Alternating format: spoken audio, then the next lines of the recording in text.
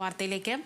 അർജുന്റെ കുടുംബത്തിന്റെ പരാതിയിൽ ലോറി ഉടമ മനാഫിനെതിരെ കേസ്. സമൂഹമാധ്യമത്തിലൂടെ മതസ്പർദ്ധയും കലാപവും സൃഷ്ടിക്കാൻ ശ്രമിച്ചെന്ന പരാതിയിലാണ് ചേവയാർ പോലീസ് കേസെടുത്തത്. സാമൂഹ്യ മാധ്യമങ്ങൾ പരിശോധിച്ച് നടപടിയെടുക്കുമെന്ന് പോലീസ് അറിയിച്ചു. അതേസമയം അർജുന്റെ കുടുംബത്തെ മോശമായി ഒന്നും പറഞ്ഞിട്ടില്ലെന്ന് മനാഫ് പ്രതികരിച്ചു. യൂട്യൂബ് ചാനൽ പരിശോധിച്ചാൽ അത് വ്യക്തമാകുമെന്നും കേസിൽ പോലീസ് ഇതുവരെ ബന്ധപ്പെട്ടിട്ടില്ലെന്നും മനാഫ് കോഴിക്കോട് പറഞ്ഞു. എന്ത് പ്രതികരണം അപ്പം ഞാൻ ഇവർക്ക് എതിരെ പറഞ്ഞത്? ഞാൻ ഇവർക്ക് അനുകൂലമായിട്ടാണ് ഈ സമയം വരെ നിൽക്കുന്നത്. ഇനി ഇവിടുന്ന് അങ്ങോട്ട് എനിക്കെതിരെ എന്ത് കേസ് വന്നു കഴിഞ്ഞാലും ഞാൻ ഓരോ കൂടെ തന്നെ ഉള്ളത്. അവരെന്നെ ഇപ്പം എങ്ങനെ കേസിൽ കുടിക്കാലും ശിക്ഷിച്ചാലും ഒക്കെ ഞാൻ ഓരോ കൂടെ തന്നെ. ഞാൻ പൊതുസമൂഹത്തിനോട് പറഞ്ഞത് അവരാരെങ്കിലും ആക്രമിക്കുന്നുണ്ടെങ്കിൽ ദയവ് ചെയ്തിട്ട് പലവട്ടം ഞാൻ പറഞ്ഞ കാര്യമാണ്, ഒരിക്കലും ഓലെ ആക്രമിക്കരുത്, ഓർക്കെതിരെ ഒരു കമൻ്റ് ഇടരുത് എന്ന് തന്നെയാണ് പറഞ്ഞത്. അതിപ്പോൾ ജനങ്ങളുടെ വികാരം ഞാനിപ്പോൾ ഒന്നും ചെയ്യാൻ കഴിയില്ല. ഇപ്പോൾ വിശദാംശങ്ങളുമായി റിയാസ് കെ എം ചേരുന്നു. റിയാസ്, എന്തെല്ലാം വിഷയങ്ങളിലാണ് ഇപ്പോൾ മനാഫിനെതിരെ അർജുന്റെ കുടുംബം കേസ് നൽകിയിരിക്കുന്നത്? പ്രധാനമായും ഇന്നലെ എന്റെ കുടുംബം വലിയ സൈബർ ആക്രമണമാണ് നേരിടേണ്ടി വരുന്നത്. ആ കുടുംബം സൈബർ ഇടത്തിൽ വലിയ തോതിൽ വേട്ടയാടപ്പെടുന്ന ഒരു സാഹചര്യം ഉണ്ടായിരുന്നു. ആ പശ്ചാത്തലത്തിലാണ് ഇന്നലെ വൈകുന്നേരത്തിന് മുന്നോടിയായി തന്നെ അർജുന്റെ സഹോദരി കോഴിക്കോട് സിറ്റി പോലീസ് കമ്മീഷണർക്ക് പരാതി നൽകിയത്. ആ പരാതിയുടെ അടിസ്ഥാനത്തിലാണ് ഇപ്പോൾ ചേവായൂർ പോലീസ് മനാഫിനും ഒപ്പം തന്നെ സോഷ്യൽ മീഡിയയ്ക്കുമെതിരെ കേസെടുത്തിരിക്കുന്നത്. സമൂഹ മാധ്യമങ്ങളിൽ വലിയ തോതിൽ രൂക്ഷമായ രീതിയിലാണ് ആ കുടുംബം ആക്രമിക്കപ്പെടുന്നത്.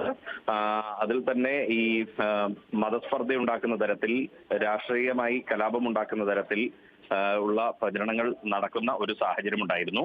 ആ സാഹചര്യത്തിന്റെ കൂടി അടിസ്ഥാനത്തിൽ ഉള്ള വകുപ്പുകൾ ചുമത്തിയാണ് പോലീസ് ഇപ്പോൾ കേസെടുത്തിരിക്കുന്നത്. ഭാരതീയ ന്യായ സംഹിത വകുപ്പ് 192, കേരള പോലീസ് ആക്ട് 120 വകുപ്പുകൾ ചുമത്തിയാണ് കേസെടുത്തിരിക്കുന്നത്. അതിൽ തന്നെ ഭാരതീയ ന്യായ സംഹിത 192 വകുപ്പ് എന്ന് പറയുന്നത് മതസ്പർദ്ധ ഉണ്ടാക്കുക, കലാപാഹ്വാനം തുടങ്ങിയ ഗുരുതരമായ വകുപ്പുകളാണ്.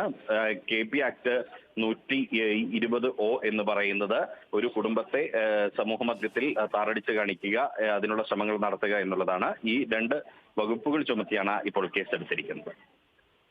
റിയാസ്, മനാഫ് അനുകൂലികളാണ് അർജുന്റെ കുടുംബത്തിനെതിരെ സൈബർ ആക്രമണം നടത്തുന്നത് എന്ന രീതിയിലുള്ള ആരോപണങ്ങൾ ഉണ്ടല്ലോ. രണ്ട് രീതിയിൽ ചേരിതിരിഞ്ഞുള്ള ഒരു സൈബർ ചർച്ചകളാണ് നടക്കുന്നത്. അത് ഒരു തരത്തിലും പൊതുസമൂഹത്തിന് ഗുണകരമല്ലാത്ത രീതിയിലേക്ക് ആ ചർച്ചകൾ പോകുന്നുണ്ട്. അവിടെ ജാതി മത രാഷ്ട്രീയ പരമായ വേർതിരിവുകൾ ഉണ്ടാകുന്നുണ്ട് എന്നുള്ളത് പൊതുവെ നമുക്ക് പ്രത്യക്ഷത്തിൽ പരിശോധിച്ചാൽ പോലും വ്യക്തമാകുന്ന ഒരു കാര്യമാണ്. ആ സാഹചര്യത്തിൽ ഇത്തരം ചർച്ചകൾ ഈ സമൂഹ മാധ്യമങ്ങളിൽ ഉണ്ടാകുന്ന ഒരു സാഹചര്യം, അത് കൂടുതൽ പൊതുസമൂഹത്തിന്റെ സ്ഥിതി വഷളാവാതിരിക്കാനുള്ള ഒരു സാഹചര്യങ്ങളിലേക്ക് പോകേണ്ടത് ഒരു അനിവാര്യതയാണ്.